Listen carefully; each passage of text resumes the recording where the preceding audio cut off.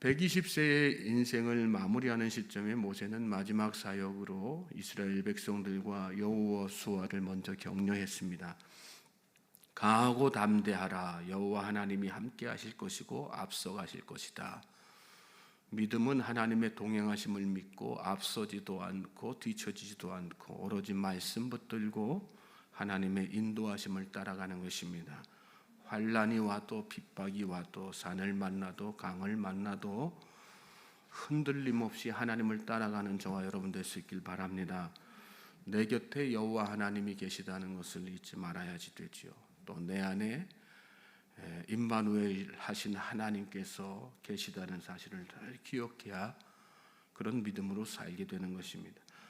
자, 백성들과 여호수아를 격려한 모세는 이제 그동안에 가르치고 선포했던 말씀을 써서 제사장들과 장로들에게 주고 매 7년마다 돌아오는 면제년은 안식년을 말하는 것이죠. 안식년 이 초막절에 백성들 앞에서 낭독하여 듣게 하도록 이렇게 명령하는 것을 오늘 우리가 읽은 본문 말씀 가운데서 보게 됩니다. 이스라엘 백성들이 살 길은 오직 말씀에 순종하는 것밖에 없다는 것을 마지막 순간까지 강조한 것입니다. 특별히 10절로 13절 말씀이 그 내용인데 다른 절기도 아니고 또 다른 연도 아니고 매 안식년 초막절을 정해서 이렇게 율법을 낭독하도록 한 이유가 있겠지요. 먼저 안식년은 가난한 자들을 도와주고 빚진 자에 대한 빚독촉을 하지 않는 그런 절기, 또 경작을 하지 않도록 모든 땅들을 다 휴경하게 하는 그런 해 아니겠습니까? 따라서 안식년에 율법을 낭독하라는 것은 이스라엘이 지난 7년 동안에 얼마나 하나님께서 명하신 그 사랑의 실천을 잘 수행하였는가 이렇게 돌아보도록 또 자각시키기 위해서 이렇게 한 것이라고 할 수 있습니다. 우리가 하나님의 말씀을 늘 읽고 묵상하는 목적도 바로 거기에 있는 거죠. 중요한 목적이 뭡니까? 말씀 앞에서 나를 돌아보고 자각하는 거예요. 나의 영적 상태를 점검하는 그것이 아주 중요한 목적이죠.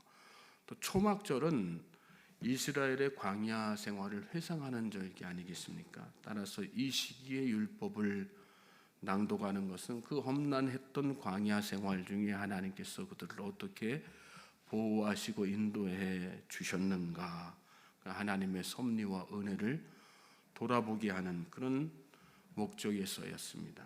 또 초막절이란 한 해 동안 농사한 모든 것들을 수확해서 저장하는 수장절 아니겠습니까? 그러므로 하나님 앞에 감사하는 마음, 또 더불어서 율법이라고 하는 거, 율법을 읽게 함으로 말미암아서 사람이 떡으로만 살 것이 아니요 하나님의 입에서 나오는 말씀으로 사는 것이다. 신앙의 본질적인 영적 깨우침들을 가르쳐 주기 위해서 그래서 이렇게 한 것이죠. 저는 저와 여러분이 말씀을 읽을 때마다 그런 영적 자각이 늘 끊임없이 우리 안에서 일어나게 되기를 주님의 이름으로 소망하고 축복합니다. 또 그뿐 아니죠. 이때 이스라엘 백성들이 11절 말씀에 보면 택하신 곳으로 이렇게 하나님께서 택하신 곳으로, 그 택하신 곳이란 어느 곳입니까? 언약궤가 안치되어 있는 중앙 성소죠. 거기에서 말씀을 듣도록 이렇게 한 것인데 그 특별한 목적이 있는 거죠. 하나님 성경이 하나님의 이스라엘 공동체란 성경 중심적인 하나님의 율법 공동체, 말씀 공동체임을 자각하게 만든 것, 말씀으로 하나 된 공동체라고 하는 사실을 저는 저와 여러분의 가정에서 또 그런 의미에서 우리 가정이 그냥 가정이 아니라 신앙의 이 말씀을 중심으로 한 신앙의 공동체라고 하는 사실을 깨닫고 자각할 수 있게 되길 바랍니다. 그러기 위해서는 가정에서도 계속해서 말씀이 낭독되어져야지 되는 거죠. 또 그때 남자뿐만 아니라 여자 어린아이들, 심지어는 타국인들까지 다 이렇게 12절에 보면 와서 듣고 배우도록 이다 강조하지 않습니까? 말씀 가운데 하나님의 말씀은 이스라엘 백성들뿐만 아니라 온 열방 누구라도 거기에 타국인도 들어와 있는 타국인까지도 다 그렇죠. 하나님의 말씀은 예외 없이 남녀노소 또 인종과 민족을 초월해서 역사하시는 능력의 말씀이라는 것을 깨닫게 하시는 그런 내용입니다. 그러므로 하나님의 말씀을 늘 그리고 예외 없이 지켜나가는 또 말씀 중심으로 사는 우리 모두가 되어야 될 줄로 믿습니다. 더불어서 이어지는 말씀 보면 우리가 늘 평상시에 부르는 찬양 또한 그 찬양 속에 그런 중요한 목적들, 공통된 목적들이 있다는 것을 말씀 가운데서 또 깨닫게 되죠. 하나님은 모세를 따로 부르시죠. 14절 보시면 하나님께서 모세에게 말씀하시는 내용이 나오는데 내가 죽을 기한이 가까웠으니 여호수아를 불러서 함께 회막으로 나오라 이렇게 말씀하셨어요. 그리고 그들에게 명령 내리겠다 이렇게 말씀하셨는데 15절에 구름 기둥 가운데서 장막에 나타나셨다 그렇게 말씀하시죠. 하나님의 임재를 상징하는 그런 징후들, 또 현상들, 상징들 아니겠습니까? 16절에 보면 모세에게 특별히 말씀하세요. 너는 내 조상과 함께 누우려니와 이 백성은 그 땅으로 들어가 음란히 이 땅이 이방신들을 따르며 일어날 것이요 나를 버리고 내가 그들과 맺은 언약을 어길 것이라. 하나님께서 앞으로 이스라엘 백성들 모세가 죽고 나서 앞으로 이스라엘 백성들이 어떤 모습으로 살아갈 것인지를 미리 다 말씀하셨어요. 그러니까 이스라엘 백성들이 이렇게 모세가 광야에서 마지막 열정과 힘을 다 쏟아부으면서 율법을 가르쳤지만 결국 이 백성이 그 율법대로 살지 않고 하나님 배반하고 우상 숭배할 거 다 하셨다는 얘기죠.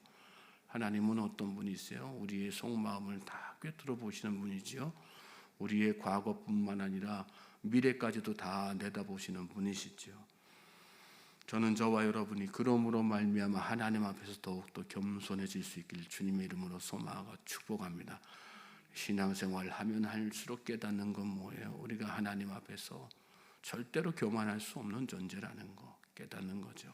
우리가 뭐 좀 가졌다고 뭐 좀 배웠다고 막 우리는 틈만 나면 나를 드러내고 자랑하려고 하고 그러지 않습니까? 나 자신에 대해서 장담하고 지금 여러분의 믿음 상태가 앞으로도 끝까지 가리라 장담하지 마십시오. 사람은 연약하기 때문에 한순간에 실족할 수 있습니다. 성경에 나오는 수많은 인물들 가운데 그런 케이스들이 얼마나 많습니까? 사울 왕이 그랬습니다. 또 솔로몬이 그랬습니다.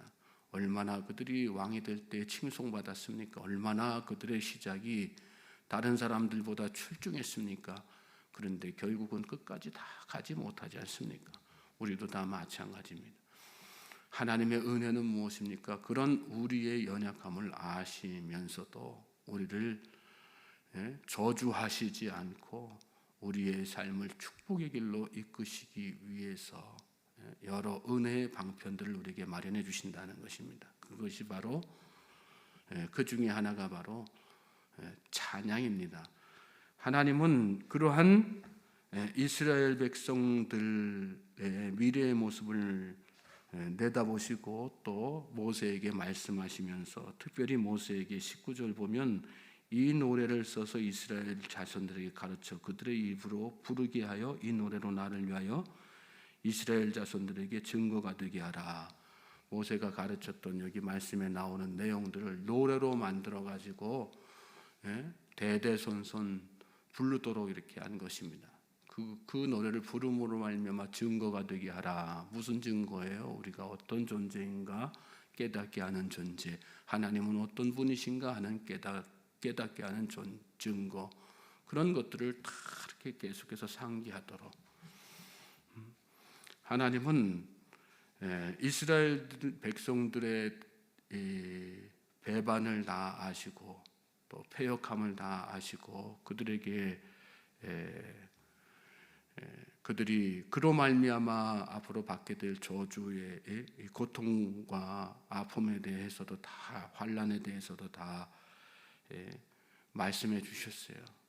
그런 가운데 어떻게 하라는 거예요? 이 노래 써가면서 그렇게 고통하고 환난당하고 아프고 신음할 때에 자기들의 영적 상태를 자꾸 자각하게 하란 말씀이죠. 우리가 부르는 찬양이 바로 이 노래 아니겠습니까? 하나님께서 우리에게 찬양 부르게 하시는 목적이 있죠. 먼저 하나님께서 영광 받으시기 위해서. 그래서 우리에게 말씀하시기를 뭐라고 말씀하세요? 하나님, 이 백성은 나를 위하여 지었나니 나를 찬송하게 하려 함이라, 이렇게 말씀하셨지 않습니까? 하나님을 높여드리는 것이 우리가 부르는 찬양의 중요한 목적이죠. 그것과 함께 하나님의 은혜에 감사하는 마음 갖게 하시기 위해서 찬양 부르게 하신 거죠. 또